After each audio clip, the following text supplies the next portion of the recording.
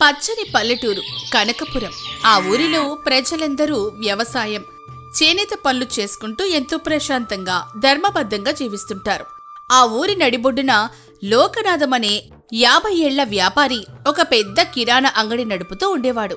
చుట్టుపక్కల గ్రామాలకు సరుకులు సరఫరా చేసే ఏకైక పెద్ద అంగడి అదే కావడం వల్ల లోకనాథం వ్యాపారం 3 పువ్వులు 6 కాయలుగా సాగేది.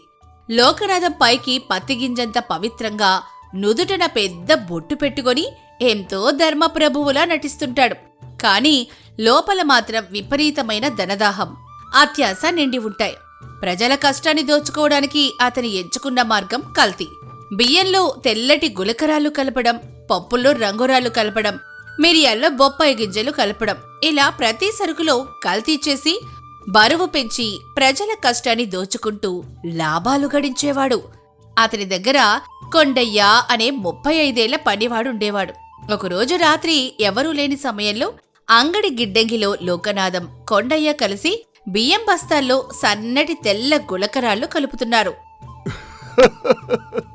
ఏరా కొండయ్య, ఆ రాళ్లను బియ్యంలో బాగా కలపరా. పైకి ఒక్క రాయి కూడా కనిపించకూడదు. బియ్యం రంగు, ఈ రాళ్ల రంగు ఒకటే కాబట్టి ఏ గుడ్డివాడికి అనుమానం రాదు. 100 కిలోల బియ్యంలో 10 కిలోల రాళ్లు కలిపితే మనకి 10 కిలోల లాభం ఉచితంగా వచ్చినట్లే. వ్యాపారం అంటే ఇలా మెదడు వాడాలిరా. అయ్యా లోకనాథం గారు, బియ్యంలో రాళ్లు కలపడం మహాపాపం కదయ్యా. ఆ అన్నం తినేటప్పుడు పంటి కింద రాయి పడితే వాళ్ళు ఎంత శాపనార్థాలు పెడతారు బాబు. పేదవాళ్ల కడుపు కొడితే ఆ దేవుడు కూడా మనల్ని క్షమించాడయ్యా. నోర్మై దద్దమ్మా, నీతులు నాకే చెప్తున్నావా? దేవుడు నాకు తెలివితేటలిచ్చాడ్రా. వాటిని ఉపయోగించి నేను డబ్బు సంపాదిస్తున్నాను. ఆ పేదవాళ్లకు రాళ్లు ఎరుక్కునే తీరిక కూడా ఉండదులే. కళ్ళు మూసుకొని గబగబా మింగేస్తారు.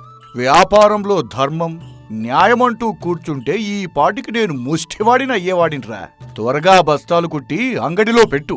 రేపు పండగ వస్తోంది. మన సరుకు కోసం ఊరంతా వస్తారు. మరుసటి రోజు ఉదయం ఆ ఊరిలో రామదాసు అనే 35 ఏళ్ల చేనేత కార్మికుడు ఉన్నాడు. అతను ఎంతో నిజాయితీపరుడు. రాత్రింబవళ్ళు మగ్గం మీద బట్టలు నేసి వచ్చిన కొద్దిపాటి సంపాదనతో భార్యతో కలిసి ఎంతో సంతృప్తిగా జీవించేవాడు.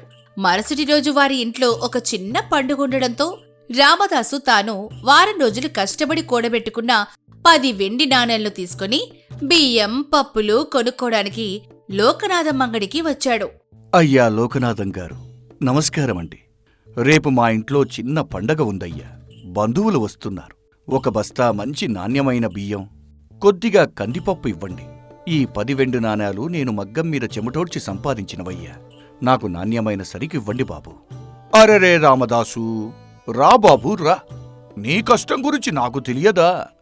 రాత్రింబవళ్ళు ఆ మగ్గం గుంతలో పడి నువ్వు పడే శ్రమ నాకు తెలుసు నాయనా. నీకు లేని నాణ్యత ఇంకెవరికిస్తాను? ఒరేయ్ కొండయ్యా, ఆ లోపల ఉన్న ప్రత్యేకమైన బియ్యం బస్తా తీసుకువచ్చి రామదాసు బండిలో వేయరా. మీ మనసు చాలా గొప్పదయ్యా. ఈ ఊరికి మీరు చేస్తున్న సేవ అంతా ఇంతా కాదు. ఈ నాణేలు తీసుకోండి. రామదాసు ఆ సరుకులు తీసుకుని ఎంతో సంతోషంగా ఇంటికెళ్లాడు. కాని ఇంటికెళ్లి బస్తా విప్పు చూసిన తర్వాత అతని గుండె ఆగినంత పనైంది. ఆ బియ్యంలో సగానికి పైగా సన్నటి తెల్లటి గులకరాలున్నాయి. ఆ రాలిని చూసి రామదాసు కళ్లల్లో నీళ్లు తిరిగాయి. పండుగ పూట బంధువులకు వండి పెట్టడానికి తెచ్చిన బియ్యం కల్తీ అని తెలియగానే అతని ఆత్మ ఘోషించింది.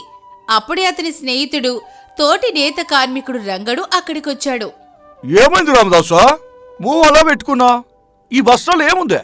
చూడు రంగా, నా వారం రోజుల చెమట చుక్కలు ఎలా మట్టిపాలయ్యాయో చూడు. లోకనాథం అంగడిలో ఎంతో నమ్మకంతో 10 వెండి నాణాలు పెట్టి బియ్యం కొంటే వాడు ఇందులో ఈ గులకరాలు కలిపి ఇచ్చాడు రంగా. ఈ రాళ్లను వండి నేను నా బంధువులకి ఎలా పెట్టగలనయ్యా? ఒక పేదవాడి ఆకలితో వ్యాపారం చేయడానికి వాడికి ఎంత ధైర్యం! ఎంత దారుణం రామదాసు! వాడి మోసం రోజు రోజుకి మితిమీరిపోతుందయ్యా. ఊరందరికీ వాడిలాగే రాళ్ళట్టగడుతున్నాడు. ఇప్పుడే వెళ్దాం పద. వాడి అంగడిని మూయించేద్దాం. ఊరు జనం ముందు వాడి నిలదీసే మన డబ్బులు మనం లాక్కుందాం. ఆవేశపడకు రంక.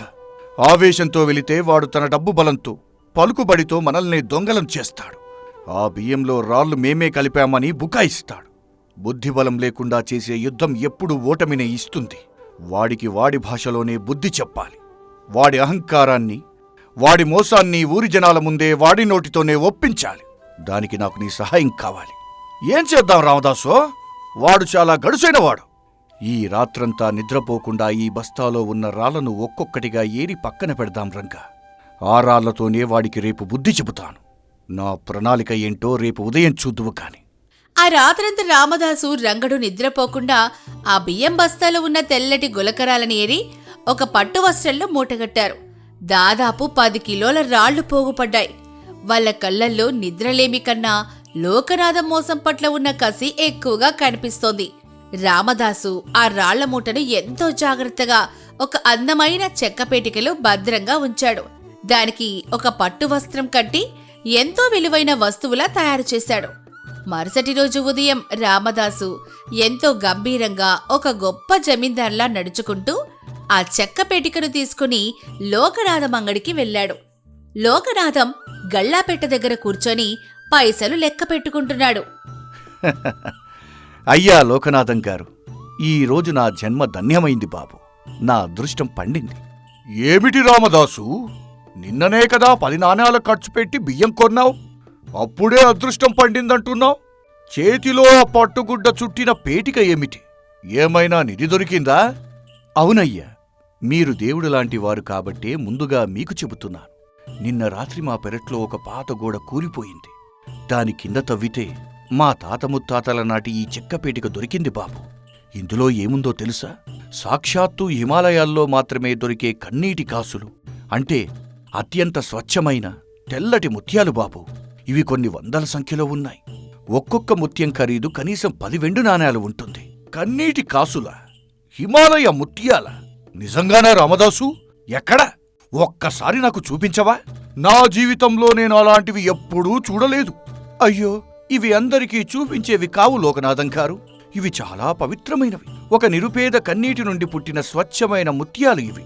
వీటిని ఎవరికి పడితే వాళ్లకు అమ్మకూడదని మా తాత చెప్పాడయ్యా. కానీ మీరు చాలా గొప్ప ధర్మప్రభువులు. నా కష్టాన్ని గుర్తించి నిన్న నాణ్యమైన బియ్యం ఇచ్చారు. అందుకే ఈ ముత్యాల పీటికను మీకే ఇవ్వాలని నిర్ణయించుకున్నాను. దీనికి బదులుగా నాకు మీ అంగడిలో ఉన్న 100 పట్టు వస్త్రాలు, 10 బస్తాల నాణ్యమైన కందిపప్పు, 5 బస్తాల నెయ్యిస్తే చాలు బాబు.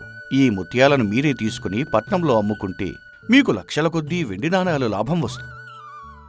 లోకనాథం తల్లో తాను అత్యాశతో ఆలోచిస్తూ, ఆ 100 పట్టు వస్త్రాలు, పప్పు బస్తాల ఖరీదు మహా అయితే 500 వెండి నాణాలు ఉంటుంది. కానీ వీడు చెబుతున్న ముత్యాల ఖరీదు వేలల్లో ఉంటుంది. ఎలాగైనా ఆ ముత్యాలను నేను సొంతం చేసుకోవాలి. రామదాసు, నీకు నా మీద ఉన్న నమ్మకానికి చాలా సంతోషమయ్యా. నువ్వు అడిగిన సరుకులన్నీ ఇప్పుడే నీ ఇంటికి పంపిస్తాను. ఆ పేటికని ఇలా నా చేతికివ్వు. తీసుకోండి లోకనాథం గారు. కాని ఒక చిన్న మనవి, ఈ ముత్యాలను మీరు ఒంటరిగా ఉన్నప్పుడు చూసుకోండి. ఎవరైనా చూస్తే దిష్టి తగులుతుంది. నేను వెళ్ళి నా సరుకులు పట్టుకెళ్తాను. లోకనాథం దురాశతో ఆ పేటికను తీసుకుని వెంటనే తన గదిలోకెళ్లి తలుపులు గడియ పెట్టుకున్నాడు. రామదాస్ అడిగిన సరుకులన్నీ బండిలోకెక్కించి అతనింటికి పంపించాడు. ఎంతో ఉత్కంఠగా చేతులు వణుకుతుండగా ఆ పట్టు వస్త్రం విప్పి చెక్క పేటికను తెరిచాడు. కాని అందులో ఉన్న దృశ్యం చూసి వాడి గుండె ఆగిపోయినంత పనైంది. అందులో ఎలాంటి ముత్యాలు లేవు. కేవలం తను నిన్న రామదాసు బియ్యంలో కలిపిన తెల్లటి గులకరాళ్లు మాత్రమే ఉన్నాయి. లోకనాథం కోపంతో ఆవేశంతో ఊగిపోయాడు. మోసగాడా, దొంగవధవ! రామదాసుగాడు నన్ను పచ్చి మోసం చేశాడ్రా. ఇవి ముత్యాలు కావు, కేవలం గులకరాలు. 10 బస్తాల సరుకుని ఈ రాళ్లు ఇచ్చి ఎత్తుకుపోతాడా? వాడిని వదిలిపెట్టను. వాడిని నిలదీసి నా సరుకులు నేను తెచ్చుకుంటాను. లోకనాథం కోపంగా ఆ రాళ్ల పేటికను పట్టుకొని నేరుగా గ్రామ పంచాయతీ రచ్చబండ దగ్గరికి పరుగు తీశాడు. అప్పటికే రామదాసు తన మిత్రుడు రంగడు, గ్రామ పెద్ద ధర్మారావు గారితో పాటు ఊరి ప్రజలందరినీ రచ్చబండ దగ్గరికి చేర్చాడు. లోకనాథం ఆయాసపడుతూ అక్కడికొచ్చాడు. అయ్యా ధర్మారావు గారు, ఈ రామదాసుగాడు పచ్చి దొంగండే. వాడు నన్ను దారుణంగా మోసం చేశాడు.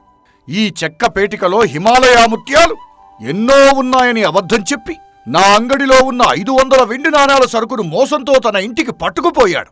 తీరా నేను ఈ పేటిక తెరిచి చూస్తే ఇందులో కేవలం పనికి మాలిన తెల్లటి గులకరాళ్లే ఉన్నాయి. వాడికి కఠిన శిక్ష విధించి నా సరుకులు నాకిప్పించండి పెద్దయ్యా. ఏమిటి రామదాసు ఈ గొడవ? నువ్వు రాళ్లను ముత్యాలని చెప్పి లోకనాథం గారిని మోసం చేశావా? ఒక నిజాయితీపరుడైన నేత కార్మికుడివి ఇలాంటి పని ఎందుకు చేశావయ్యా? పెద్దయ్యా, నేను లోకనాథం గారిని మోసం చెయ్యలేదు. నేను ఆయనకిచ్చింది అక్షరాల కన్నీటి కాసులే. అందులో ఎలాంటి సందేహమూ లేదు. ఆయనకు అందులో ముత్యాలు కనిపించలేదంటే అది ఆయన కంటిలోపమే కాని నా పేటిక లోపం కాదయ్యా. పచ్చి అబద్ధం ధర్మారావు గారు. వీడంతా మాయగాడో చూశారా? గులకరాళ్లను ముత్యాలను బుకాయిస్తున్నాడు. కావాలంటే ఈ పేటికలో ఉన్నవి ఏమిటో మీరే స్వయంగా చూడండి. లోకనాథం ఆ పేటికను ధర్మారావు గారి ముందు పెట్టాడు. ధర్మారావు గారు అందులో ఉన్న తెల్లటి గులకరాలను చేతిలోకి తీసుకుని చూశారు. రామదాసు, లోకనాథం చెప్పింది నిజమే కదా. ఇవి సాధారణమైన తెల్లటి గులకరాలు. వీటిని ముత్యాలని చెప్పి ఆయన దగ్గర సరుకులు ఎలా తీసుకుంటా? ఇది చట్టరీత్యా నేరం. పెద్దయ్యా, అవి సాధారణమైన గులకరాళ్ళు అని మీరు అంగీకరిస్తున్నారు. చాలా సంతోషమే. కాని లోకనాథం గారి దృష్టిలో అవి ఖచ్చితంగా అత్యంత ఖరీదైన ముత్యాలే అయి ఉండాలి. ఎందుకంటే నిన్న నేను నా చెమటను ధారబోసి సంపాదించిన 10 వెండి నాణేలు ఇచ్చి లోకనాథం గారి అంగడిలో ఒక బస్తా బియ్యం కొన్నానయ్యా. ఆ బియ్యం బస్తా నిండా ఇవే రాళ్లు ఉన్నాయి పెద్దయ్యా. ఒక వ్యాపారి కిలో బియ్యం ధరకు ఈ రాళ్లను అమ్మాడంటే ఆయన దృష్టిలో ఈ రాళ్లకు బియ్యం కంటే ఎక్కువ విలువే ఉండాలి కదా. ఆయన బియ్యంలో కలిపి అమ్మినప్పుడు ఇవి రాళ్లు కావు, అమూల్యమైన వస్తువులు. మరి అవే రాళ్లను నేను ఏరి తీసి ఆయనకు ఇస్తే ఆయనకు మాత్రం మోసమనడం ఏమాత్రం ధర్మం పెద్దయ్యా? రామదాసు వేసిన ఈ అద్భుతమైన పదునైన తర్కం వినగానే రచ్చబండ దగ్గరున్న ఊరి జనం ఒక్కసారిగా ఆశ్చర్యపోయారు. అందరికీ లోకనాథం చేస్తున్న కల్తీ వ్యాపారం అర్థమైపోయింది. లోకనాథం ముఖం రంగు పాలిపోయింది. వాడు వేసిన వలలో వాడే చిక్కుకున్నాడు. పెద్దయ్యా, ఇవి కేవలం రాళ్లు కావు. నేను చెప్పినట్లుగానే ఇవి కన్నీటి కాసులు. పగలంతా రెక్కలు ముక్కలు చేసుకుని కష్టపడే ఒక పేదవాడు ఆకలి తీర్చుకోవటానికి బియ్యం కొంటే ఆ అన్నం తినేటప్పుడు పంటి కింద పడిన రాయిది. ఆ రాయి తగిలినప్పుడు ఆ పేదవాడి కంటి నుండి జారిన కన్నీటి చుక్క గడ్డకడితే ఎలా ఉంటుందో ఈ రాళ్లు అలా ఉంటాయి. ఒక పేదవాడి ప్రాణాలతో ఆకలితో వ్యాపారం చేస్తున్న ఈ లోకనాథ ముఖాన ఈ కన్నీటి కాసులను కొట్టాలనే నేను ఈ నాటకాన్ని ఆడాను. కావాలంటే ఇప్పుడే వెళ్లి వాడి గిడ్డంగిలో చూడండి పెద్దయ్య. ఇలాంటి కన్నీటి కాసుల బస్తాలు కొద్దీ దాచి ఉంటాడు. లోకనాథం, ఎంత నీచానికి దిగజారావురా నువ్వు? ధనదాహంతో ప్రజల ప్రాణాలతో చెలగాటమాడుతున్నావా? బియ్యంలో రాళ్లు కలిపి అమ్ముతున్నావన్నమాట. నిన్ను నమ్మి సరుకులు కొంటున్న ఈ పల్లెటూరి జనుల పొట్ట కొడుతున్నావు. రామదాసు తన సమయస్ఫూర్తితో నీ కల్తీ బాగోతాన్ని ఎంత అద్భుతంగా బయటపెట్టాడో చూశావా? నన్ను క్షమించండి ధర్మారావు గారు. ధనాశతో కళ్ళు మూసుకుపోయాయి. నేను చేసిన తప్పుకు ఇదే సరైన శిక్ష. రామదాసు తీసుకువెళ్లిన ఆ సరుకులన్నీ వాడికే ఉచితంగా ఇస్తున్నా. నేను చేసిన కల్తీకి ప్రాయశ్చిత్తంగా ఈ ఊళ్ళో ఉన్న ప్రతి పేదవాడికి 1 నెల రోజుల పాటు ఉచితంగా నాణ్యమైన సరుకులు నేనే స్వయంగా పంచిపెడతానండి. నన్ను కారాగారానికి పంపకండి బాబు. సరే, నువ్వు ఉచితంగా సరుకులు పంచిపెట్టిన తర్వాతే నీ వ్యాపారం మళ్లీ తెరవాలి. లేదంటే నిన్ను ఈ ఊరి నుండి బహిష్కరిస్తాను. శభాష్ రామదాసు. ఆవేశంతో కాకుండా నీ అద్భుతమైన బుద్ధిబలంతో ఒక మోసగాడికి తగిన గుణపాఠం చెప్పావు. నీ సమయస్ఫూర్తికి ఈ ఊరు ఎప్పుడూ రుణపడి ఉంటుంది. లోకనాథం తలదించుకుని తన పాపానికి ప్రాయశ్చిత్తం చేసుకున్నాడు. రామదాసు తెలివితేటలను, అతని తాత్వికమైన ఆలోచనను ఊరి జనమంతా గొప్పగా మెచ్చుకున్నారు. ఎదుటివాడి ఆకలితో ఆడుకొని డబ్బు సంపాదించాలనుకునే ఏ వ్యాపారికైనా సరే చివరికి పరాభవమే మిగులుతుందని, కల్తీ చేసిన సరుకు ఏదో ఒకరోజు వారి బ్రతుకుని కల్తీ చేస్తుందని ఈ కథ మనకు ఒక గొప్ప జీవిత సత్యాన్ని బోధిస్తుంది. బుద్ధిబలం ముందు ఎంతటి మోసమైనా తలవంచక తప్పదు. ఈ కథలో మీకు నచ్చిన సన్నివేశాన్ని కామెంట్ రూపంలో తెలియచేయండి, లైక్ చేయండి, మీ మిత్రులతో షేర్ చేయండి. మరియు మరెన్నో ఆసక్తికరమైన కథల కోసం మా ఛానల్కు సబ్స్క్రైబ్ చేసుకో. అనగనగా విజయనగరం అని ఒక సువిశాల సామ్రాజ్యం. ఆ సామ్రాజ్యంలో రత్నగిరి అని ఒక పల్లెటూరు. ఆ ఊరికి పెద్ద ధర్మరాయుడు. పేరుకే ధర్మరాయుడు, కాని అతనిలో ధర్మం గోరంత కూడా లేదు. ఊరి జనం రెక్కల కష్టాన్ని దోచుకుంటూ కోట్లు గడిస్తున్నాడు. ఆ ఊరిలోనే వీరభద్రుడు అనే ఒక యువకుడు ఉన్నాడు. పేదవాడైనా గుండెల్లో నిజాయితీ, చేతుల్లో సత్తువ మెండుగా ఉన్నవాడు. పేదలకు ఏ కష్టం వచ్చినా ముందు నిలబడేవాడు. ఒకరోజు ఉదయం ఊరి మధ్యలో ఉన్న రచ్చబండ దగ్గర ధర్మరాయుడి కుడి భుజం రుద్రయ్య ఒక పేద రైతు గౌరీని నిలదీస్తున్నాడు. ఏమే గౌరీ, నీ పొలంలో పండిన పంటలో సగం ధర్మారాయుడు గారికి కప్పం కట్టాలని నీకు తెలియదా? ఈ రోజుతో గడువు ముగిసింది. ఇంకా ధాన్యం బస్తాలు ఎందుకు పంపలేదో? అయ్యా రుద్రయ్య గారు, దయచేసి నన్ను అర్థం చేసుకోండి. ఈ ఏడాది వానలు సరిగ్గా పడక పంట సగమే చేతికొచ్చింది. ఆ సగంలో సగం మీకు ఇచ్చేస్తే మా కడుపులో ఎలా నిండాలయ్యా? దయచేసి ఒక్కసారికి మినహాయింపు ఇప్పించండి అయ్యా. మినహాయింపులా? నీ కన్నీళ్లకు కరిగిపోవడానికి ధర్మారాయుడు గారి గుండెలు వెన్నతో చేయలేదు, బండరాలతో చేశారు. రేపు ఉదయానికల్లా నీ ఇంటి ముందున్న ఆవునైనా తోలుకుపోతాం, లేదా నీ పొలం కాగితాలైనా లాక్కుంటాం. మర్యాదగా ధాన్యం పంపించో. ఆవులు తీసుకెళ్లిపోతే మేము ఆకలితో చచ్చిపోతామయ్యా.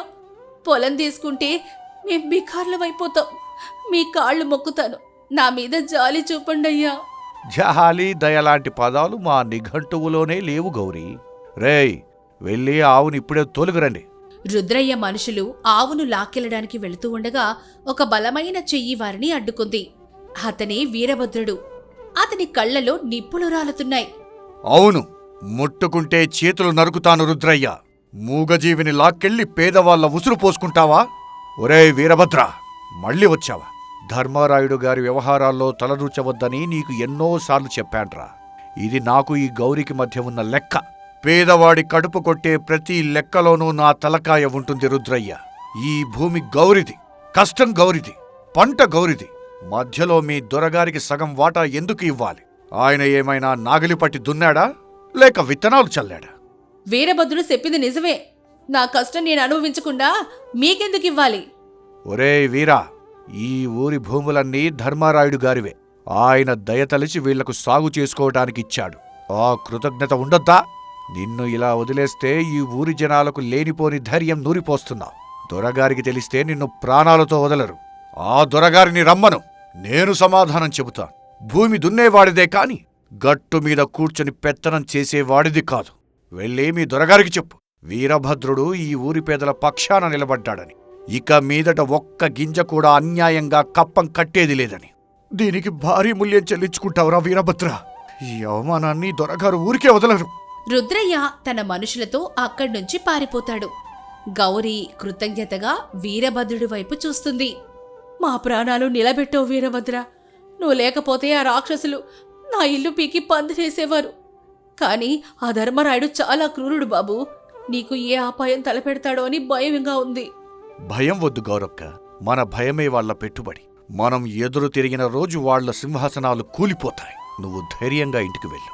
వీరభద్రుడు తన ఇంటికి చేరుకుంటాడు. అతని తల్లి భవానీ కొడుకు చేసిన పని గురించి అప్పటికే విని ఆందోళనగా ఎదురుచూస్తోంది. ఏరా వీరా, మళ్ళీ ఆ ధర్మరాయుడు మనుషులతో గొడవపడ్డావా? మన బతకేదో మనం బతక్క ఊరి గొడవలన్నీ మన నెత్తిని వేసుకోవడం అవసరమట్రా? అమ్మా, అన్యాయం జరుగుతూ ఉంటే కళ్ళు మూసుకొని బతకడం బతుకు కాదమ్మా. అది పీరుగుతో సమానం. నువ్వే కదా చిన్నప్పటి నుంచి ధర్మం వైపు నిలబడమని నాకు ఎన్నో కథలు చెప్పి పెంచావు. ధర్మం కోసం నిలబడమన్నాను, కానీ రాక్షసులతో ఒంటరిగా పోరాడమనలేదు. ఆ ధర్మరాయుడు ఎంతటి కరుడుగట్టినవాడో నీకు తెలుసు. అతని దగ్గర ధనం ఉంది, అంగబలం ఉంది. మన దగ్గరే ఉందిరా. మన దగ్గర నిజాయితీ ఉందమ్మా. కోట్ల రూపాయలు ఉన్న ఆ కంటి నిండా నిద్రలేని ఆ ధర్మరాయుడు కంటే రోజు కూలీ చేసుకుని గురక పెట్టే నిద్రపోయే మనమే బలవంతులం. నీ మాటలు కోటలు దోడతాయి గాని ఆ దుర్మార్గుడు నీ మీద కక్ష కడితే నేను తట్టుకోలేనురా. నీకేమైనా జరిగితే ఈ తల్లి బతకలేదు. ఏడవకమ్మా, నా ప్రాణానికి ఏ ఢోకా లేదు. ఈ ఊరి జనం నన్ను తన సొంత కొడుకులా చూసుకుంటున్నారు. ఆ జనమే నాకు రక్షణ కవచం. ఇదిలా ఉండగా ధర్మరాయుడి బంగ్లాలో వాతావరణం వేడెక్కింది. రుద్రయ్య జరిగిందంతా ధర్మరాయుడికి వివరిస్తాడు. ధర్మరాయుడు కోపంతో ఊగిపోతున్నాడు. ఎంత ధైర్యం ఆ వీరభద్రుడికి! నా మనుషుల మీదకే చేయి ఎత్తుతాడా? నా శాసనాన్ని ఎదిరిస్తాడా? వాడిని ఇప్పుడే నరికేయాలి. వాడిని నేరుగా ఎదుర్కోవడం కొంచెం కష్టమే దొరగారు. ఊరి జనమంతా వాడి వెనకాల ఉన్నారు. వాడిని పేదల రాజు అని పిలుచుకుంటున్నారు. మనం బలవంతంగా వాడిని ఏమైనా చేస్తే ఊరంతా మన మీద తిరగబడుతుంది. పేదల రాజా? నా రత్నగిరి రాజ్యంలో ఇంకొక రాజు పుట్టకూడదు. వాడిని కత్తితో కాదు రుద్రయ్య, కుట్రతో చంపాలి. వాడి నిజాయితీనే వాడికి ఉరితాడు కావాలి. సరిగ్గా అప్పుడే ధర్మరాయుడు కూతురు మల్లిక అక్కడికొస్తుంది. ఆమె చాలా సున్నిత మనస్కురాలు, న్యాయం పక్షాన నిలబడే గుణం కలది. నాన్నగారు, నేనిదెంత వింటున్నాను. వీరభద్రుడు చేసిన దాంట్లో తప్పేముంది? పండించిన పంటలో సగం మనం లాక్కోవడం ఎంతవరకు న్యాయం? అతను పేదల కోసం అడిగాడు, అంతే కదా? మల్లిక, నీ హద్దులు దాటి మాట్లాడుతున్నావు. రాజ్య పాలనలో నీతులు ధర్మాలు వెతికితే అధికారం నిలబడదు. భయం ఉన్న చోటే భక్తి ఉంటుంది. భయపెట్టి సంపాదించే భక్తి ఎక్కువ కాలం నిలబడదు నాన్నగారు. గౌరీ లాంటి బీదవాళ్ల ఉసురు మనకు తగులుతుంది. దయచేసి ఆ వీరభద్రుడికి ఎలాంటి హాని తలపెట్టకండి. అతను చాలా మంచివాడు. అమ్మా మల్లిక, నువ్వు పసిదానివి, నీకు లోకం తెలియదు. వాడు మన పునాదులు కదిలిస్తున్నాడు. వాడిని వదిలేస్తే రేపు నీ తండ్రి గారిని ఈ బంగ్లా నుంచి గెంటేసి ఊరి జనం రాజ్యమెలుతారు. హోరి జనం కన్నీరు పెడుతుంటే మనం బంగ్లాలో ఉండి ఏం లాభం రుద్రయ్యా? నాన్నగారు, నా మాట వినండి. ఈ అన్యాయాలు ఆపండి. ఇంకొక్క మాట మాట్లాడితే నిన్ను గదిలో బంధిస్తాను మల్లిక. ఆడపిల్లవి, నీకు పెళ్లి చేస్తే అత్తారింటికి వెళ్తావు. నా వ్యవహారాల్లో తలదూర్చకు. రుద్రయ్య, నువ్వు నేను చెప్పిన పథకం సిద్ధం చెయ్యి. ఆ సాయంత్రం ఊరి చివర ఉన్న పొలాల దగ్గర శంకరయ్య అనే ముసలి రైతు ఒంటరిగా ఏడుస్తూ కూర్చున్నాడు. వీరభద్రుడు అటుగా వెళుతూ శంకరయ్యను చూసి ఆగుతాడు. ఏంటయ్యా శంకరయ్య, ఇలా ఒంటరిగా కూర్చొని ఏడుస్తున్నా? ఏమైంది? ఏముంది నాయనా, నా బతుకు బజార్న పడింది. ఆ ధర్మారాయుడు పన్నిన కుట్రకు నాకున్న 2 ఎకరాల పొలం కాస్త అతని వశమైపోయింది. నేను పెట్టిన అప్పుకు వడ్డీ మీద వడ్డీ వేసి అసలు కంటే 4 రెట్లు పెంచేసి నా భూమి లాక్కున్నాడు. మళ్ళీ ఆ ధర్మారాయుడేనా? అసలు ఆ దస్తావేజులు ఎలా సంతకం చేయించుకున్నాడు? నాకు చదువు రాదు కదా నాయనా. వడ్డీ తీరిపోయింది. రసీదు మీద సంతకం పెట్టు అని అబద్ధం చెప్పి భూమి రాసిచ్చినట్లు పత్రాల మీద వేలిముద్ర వేయించుకున్నాడు. ఈ రోజు పొలంలోకి వెళితే ఇది నా భూమి, నువ్వు రావద్దు అని వాడి మనుషుల చేత నన్ను గెంటించేశాడు. శంకరయ్య, నువ్వు కన్నీళ్లు తుడవవయ్యా. ఆ భూమి నీది. నీ రక్తమాంసాలు ధారపోసి దున్నిన భూమి అది. ఆ భూమిని నీకు తిరిగి ఇప్పించే బాధ్యత నాది. వద్దు నాయన, వాళ్ళు చాలా పెద్దోళ్ళు. వాళ్లతో పెట్టుకుంటే ప్రాణాలకే ప్రమాదం. నేను చావడానికైనా సిద్ధమే కాని నీ ప్రాణాల మీదకు తెచ్చుకోవద్దు. నువ్వు ఈ ఊరికి చాలా అవసరం. ఈ ఊరికి అవసరం నా ప్రాణం కాదు, న్యాయం. రేపు రచ్చబండ దగ్గర పంచాయితీ పెడతా. ఆ పత్రాలు ఎలా మారాయో, ఆ ధర్మారాయుడు బండారం ఎలా బయటపడుతుందో నేను చూస్తాను. చీకటి పడుతుంది. గుడి దగ్గర వీరభద్రుడు ఒంటరిగా ఆలోచిస్తూ ఉండగా ముఖానికి ముసుగు వేసుకుని మల్లిక అక్కడికొస్తుంది. వీరభద్ర, వీరభద్ర, ఇక్కడున్నావా? ఎవరది? మల్లిక, నువ్వేంటి ఈ సమయంలో ఇక్కడికి వచ్చావు? ఎవరైనా చూస్తే నీకు నాకు ఇద్దరికీ ప్రమాదం. ప్రమాదం నా వల్ల కాదు వీరభద్ర, మా నాన్న వల్ల రాబోతుంది. నిన్ను ఎలాగైనా అడ్డు తొలగించుకోవాలని ఆయన భయంకరమైన కుట్ర పన్నుతున్నాడు. ఆ విషయం నాకు తెలుసు మల్లిక. ఆయన చేసే కుట్రలకు నేను భయపడేవాడిని కాదు.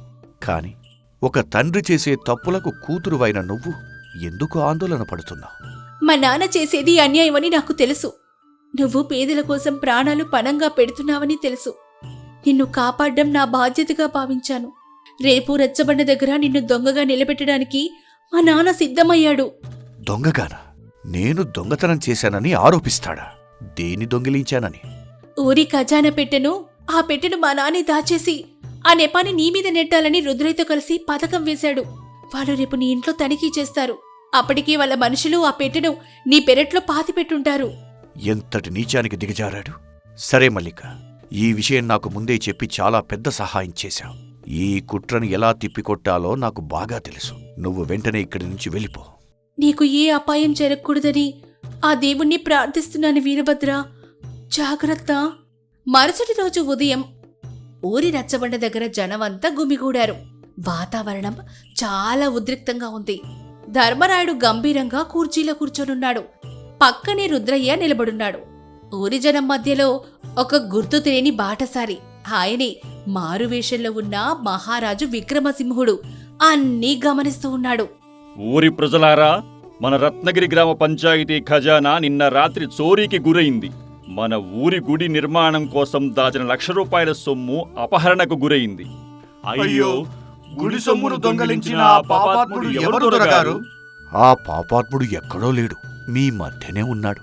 పేదల రాజు అని మీరు నెత్తిన పెట్టుకునే ఆ వీరభద్రుడే ఈ ఘాతుగానికి పాల్పడ్డాడు. అబద్ధం చెప్పడానికైనా కాస్త బుర్రుండాలి రుద్రయ్య. గుడి సొమ్మును ముట్టుకునేంత నీచమైన బుద్ధి నాకు లేదు. ఈ ఊరి జనానికి నా నిజాయితీ ఏంటో తెలుసు. మాటలతో మాయ చేయక వీరభద్ర, నీ నిజాయితీకి నిదర్శనం ఏముంది? నువ్వు రాత్రి ఊరి శివారలో అనుమానాస్పదంగా తిరగడం మా మనుషులు చూశారు. నీ ఇల్లు తనిఖీ చేస్తే నిజం బయటపడుతుంది. నా ఇల్లు తనిఖీ చేసుకోవచ్చు దొరగారు, కానీ నా ఇంట్లో ఆ పెట్టె దొరకకపోతే మీ బంగ్లాను కూడా తనిఖీ చేసే హక్కు ఈ ఊరి జనానికి మీరు ఇవ్వాలి. మరి ఒప్పుకుంటారా? నా బంగ్లాను తనిఖీ చేయడమా? ఎంత పొగరు నీకు! నేనేదో ధర్మం కోసం నిలబడితే నా మీదే నెపం వేస్తావా? అప్పుడే ఆ గుర్తు తెలియని బాటసారి మహారాజు ముందుకొస్తాడు. అయ్యా దొరగారు, నన్ను క్షమించాలి. నేనొక బాటసారిని. ఈ యువకుడు అడిగిన దాంట్లో తప్పే ఉంది. న్యాయం అనేది అందరికీ సమానంగా ఉండాలి కదా. అనుమానం వచ్చినప్పుడు ఎవరి ఇంటినైనా వెతకచ్చు. అది రాజధర్మం. ఏయ్, ఎవర్రా నువ్వు? మా ఊరి వ్యవహారాల్లో మధ్యలో దూరుతున్నావు. ఇది దొరగారి సభ. ఇక్కడ ఆయన మాటే శాసనం. నేను ఎవరినైనా న్యాయం ఎప్పుడూ ఒకటే చెబుతుంది. ఒక వ్యక్తి మీద ఆరోపణ చేసినప్పుడు ఆరోపించినవాడు కూడా పరిశీలనకు సిద్ధంగా ఉండాలి. వీరభద్రుడి ఇల్లు వెతకండి. అందులో దొరకకపోతే దొరగారి బంగ్లా వెతకండి. అవును దొరగారు, ఈ బాటసారి చెప్పినదే న్యాయం. ముందు వీరభద్రుడి ఇల్లు వెతుకుదాం, ఆ తర్వాత మీ బంగ్లా వెతుకుదాం. ధర్మరాయుడు కంగు తింటాడు. తాను వీరభద్రుడి పెరట్లో పాతిపెట్టించిన పెట్టెను రాత్రి వీరభద్రుడు మల్లిక సహాయంతో తీసి తిరిగి ధర్మరాయుడు బంగ్లాలోనే రహస్యంగా దాచాడని అతనికి తెలీదు. సరే సరే, ముందు వాడి ఇల్లే వెతకండి. ఒరేయ్, ఖచ్చితంగా ఆ పెట్టెవాడి పెరట్లోనే ఉంది కదా. 100 పార్లు దొరగారు. స్వయంగా నేనే పాతేసి వచ్చాను. వాడు అడ్డంగా దొరికిపోవడం ఖాయం. అందరూ వీరభద్రుడి ఇంటికి వెళ్తారు. పెరటిని తవ్వి చూస్తారు. అక్కడ ఎలాంటి పెట్టె దొరకదు. రుద్రయ్య ముఖం పాలిపోతుంది. ధర్మరాయుడికి చెమటలు పడతాయి. ఏమైంది రుద్రయ్య? నీ పథకం పారలేదా? నా ఇంట్లో పెట్టలేదని తేలిపోయింది. ఇప్పుడు దొరగారి బంగ్లాకు వెళ్దాం పదండి. నా బంగ్లాని వెతకడానికి వీల్లేదు. నేను ఈ ఊరికి పెద్దను. నన్ను అవమానిస్తారా? మీరు పెద్దవారైతే న్యాయానికి అతీతులు కారు కదా అయ్యా. అందరూ పదండి, ఆయన బంగ్లాని వెతుకుదాం. జనమంతా ధర్మరాయుడి బంగ్లాకి చేరుకుంటారు. వీరభద్రుడు నేరుగా వెళ్లి పశువుల పాక కింద తవ్వి ఆ ఖజానా పెట్టెను బయటకు తీస్తాడు. జనమంతా ఆశ్చర్యపోతారు. చూశారా ఊరి జనులారా? గుడి సొమ్మును కాజేసిన అసలు దొంగెవరు? పేదల రక్తాన్ని తాగడమే కాకుండా ఇప్పుడు దేవుడి సొమ్మును కూడా దిగమింగాలని చూశాడు. ఈ నెపాన్ని నా మీద వేసి నన్ను ఊరు నుంచి గెంటేయాలని కుట్ర పన్నాడు. అది అబద్ధం అది. ఇదంతా ఈ వీరభద్రుడి కుట్ర. ఆ పెట్టెను వాడే తెచ్చి ఇక్కడ పాతిపెట్టాడు. నేను నిర్దోషిని. ఆపండి దొరగారు, ఇక మీ నాటకాలు సాగవు. నిన్న నా ప్రాణాల మీదకొచ్చారు. నా అవును లాక్కోవాలని చూశారు. మీ నిజస్వరూపం ఈ ఊరంతటికీ తెలుసు. అవును దొరగారు, అబద్ధపు కాగితాలు సృష్టించి నా భూమిని లాక్కున్నారు. మీరు పెద్దలు కాదు, పెద్ద రాక్షసులు. రుద్రయ్య, ఈ ఊరి జనం నా మీదే తిరగబడుతున్నారు. అందరినీ కొట్టి చంపండి. ఈ వీరభద్రుడి తల నరకండి. రుద్రయ్య తన మనుషులు తీసుకుని వీరభద్రుడి మీదకు దాడికి దిగుతాడు. వీరభద్రుడు శివంగిలాగా వారిని ఎదుర్కొంటాడు. రుద్రయ్యను ఒకే దెబ్బకు కింద పడేస్తాడు. వాళ్ళందరూ పారిపోతారు. కత్తిపట్టి ఎదురించడం నాకు చేతకాక కాదు ధర్మారాయుడా. నా ఊరి జనం ప్రశాంతత కోసం ఇన్నాళ్ళు ఓపిక పట్టాను. కానీ నీ అహంకారం అద్దులు దాటింది. నీ న్యాయం పెద్దలకు మాత్రమే చట్టంగా మారింది. ఇప్పుడే ఈ రచ్చబండ మీద నీకు శిక్ష పడాలి. అప్పుడే మల్లిక బయటకొస్తుంది. ఆమె చేతిలో శంకరయ్య పొలం పత్రాలు ఉన్నాయి. ఇవిగో వీరభద్ర, శంకరయ్య తాత భూమి పత్రాలు. మా నాన్న అన్యాయంగా లాక్కున్న దస్తావేజులివి. నాన్నగారు, మీ పాపం పండింది. మీ కూతురిగా నేను తలదించుకుంటున్నాను. మీరు చేసిన పాపాలకు శిక్ష అనుభవించక తప్పదు. ఛీ, ద్రోహి! కన్న తండ్రినే వెన్నుపోటు పొడుస్తావా? నువ్వు నా కూతురివి కాదు. ఆగండి. తప్పు చేసినవాడు శిక్ష అనుభవించాల్సిందే. అది ఏ స్థాయి వాడైనా సరే. ఎవడ్రా నువ్వు మధ్యలో వచ్చి తీర్పులు చెబుతున్నావు? నా రాజ్యంలో నాదే తీర్పు. ఇది నీ రాజ్యం కాదు ధర్మారాయుడు, ఇది నా విజయనగర సామ్రాజ్యం. ముసుగు తొలగించగానే జనమంతా ఆశ్చర్యంతో మోకరిల్లుతారు. అతను మరెవరో కాదు, విజయనగర మహారాజు విక్రమసింహుడు. ధర్మరాయుడు భయంతో వణికిపోతూ మోకాళ్ల మీద పడతాడు. రాజ్య పర్యటనలో భాగంగా మారువేషంలో తిరుగుతూ మీ రత్నగిరి చేరుకున్నాను. ఇన్ని రోజులుగా నువ్వు చేస్తున్న అకృత్యాలను, పేదల మీద నీ దౌర్జన్యాన్ని నా కళ్ళారా చూశాను. అధికారం ఇస్తే ప్రజలకు కంటికి రెప్పలా కాపాడతావనుకుంటే కసాయివాడిలా మారావా? క్షమించండి మహాప్రభు, అజ్ఞానంతో తప్పు చేశాను. నన్ను కరుణించండి. నా ఆస్తిపాస్తులన్నీ ఈ ఊరికే రాసిస్తాను. ప్రాణభిక్ష పెట్టండి ప్రభు. ప్రాణభిక్ష దేవుడు పెడతాడు, కాని మహారాజుగా నా కర్తవ్యం శిక్ష విధించడం మాత్రమే. పేదల రక్తాన్ని పీల్చిన నీకు ఈ సమాజంలో బతికే హక్కు లేదు. సైనికులారా, ఈ ధర్మారాయుడిని, వీడి అనుచరుడు రుద్రయ్యను బంధించి కారాగారంలో వేయండి. వీడి ఆస్తులన్నింటినీ జప్తు చేసి ఇన్నాళ్లు వీడు ఎవరినైతే మోసం చేశాడో ఆ బాధితులకు తిరిగి పంచండి. చిత్తం మహాప్రభు. ధర్మరాయుడిని రుద్రయ్యను బంధించి తీసుకెళ్తారు. వీరభద్ర, నీ నిజాయితీ, ధైర్యం నన్ను మెప్పించాయి. ప్రాణాలకు తెగించి పేదల కోసం పోరాడావు. ధర్మం వైపు నిలబడిన నీకు ఈ మహారాజు సత్కారం చెయ్యాలనుకుంటున్నాడు. ఈ రోజు నుండి రత్నగిరి గ్రామానికి నిన్ను పెద్దగా నియమిస్తున్నాను. నువ్వు పేదల రాజుగా పిలువబడుతున్నావు. ఇకపై ఈ ఊరి బాధ్యత నీదే. మీ కరుణకు ధన్యుడను మహాప్రభు. కాని నాకు ఏ అధికారమూ వద్దు. ఈ జనంతో మమేకమై వారి కష్టసుఖాల్లో పాలు పంచుకుంటూ సాధారణంగా బతకడమే నాకు ఇష్టం. అధికారం మనిషిని మారుస్తుందేమోనని నా భయం. అధికారం నీతిమంతుడి చేతిలో ఉంటే అది ఆయుధంలా మారుతుంది. దుర్మార్గుడి చేతిలో ఉంటే ఆటంకంలా మారుతుంది. నీలాంటి వాళ్లు నాయకత్వం వహించకపోతే సమాజంలో ధర్మారాయుడు లాంటి వాళ్లు మళ్లీ పుడతారు. ఇది నా ఆజ్ఞ వీరభద్ర, స్వీకరించు. మీ ఆజ్ఞ శిరసావహిస్తాను మహాప్రభు. నా ఊపిరి ఉన్నంతవరకు ఈ రత్నగిరి ప్రజలకు అన్యాయం జరగకుండా చూసుకుంటాను. అమ్మా మల్లిక, తండ్రి తప్పు చేస్తున్నాడని తెలిసి కూడా ధర్మం వైపు నిలబడిన నీ సాహసం చాలా గొప్పది. నీకు ఏ కష్టం వచ్చినా విజయనగర సామ్రాజ్యం అండగా ఉంటుంది. ధన్యురాలిని మహాప్రభు. న్యాయం గెలిచినందుకు నాకు చాలా సంతోషంగా ఉంది. మా బతుకుల్లో వెలుగులు నింపారు మహాప్రభు. మా వీరభద్రుడు ఇప్పుడు మాకు నిజమైన నాయకుడయ్యాడు. నా భూమి నాకు దక్కుతుందని కలలో కూడా అనుకోలేదు. మహారాజుగారికి, వీరభద్రుడికి వేల నమస్కారాలు. ఈరోజు నా కొడుకు పడ్డ కష్టానికి తగిన ప్రతిఫలం దక్కింది. నా జన్మ ధన్యమైంది. ఆ ఊరి జనమంతా ఆనందోత్సాహాలతో మహారాజుకి జై, పేదల రాజు వీరభద్రుడికి జై అంటూ నినాదాలు చేస్తారు. ధర్మరాయుడి అహంకారం అణిగిపోయి పేదల పక్షాన నిలబడిన వీరభద్రుడి న్యాయం గెలిచింది. అహంకారం ఎప్పటికైనా పతనమవుతుందని, నిజాయితీ ఎప్పటికైనా సింహాసనం ఎక్కుతుందని ఈ కథ ద్వారా తెలుస్తోంది. పెద్దల న్యాయం కాకుండా పేదల న్యాయమే అసలైన న్యాయంగా నిలిచిపోయింది. మీ ఊర్లో కూడా ఇలా పేదల కోసం నిలబడే నాయకులు ఎవరైనా ఉన్నారా? ఉంటే కామెంట్ చేసి చెప్పండి. ధన్యవాదాలు.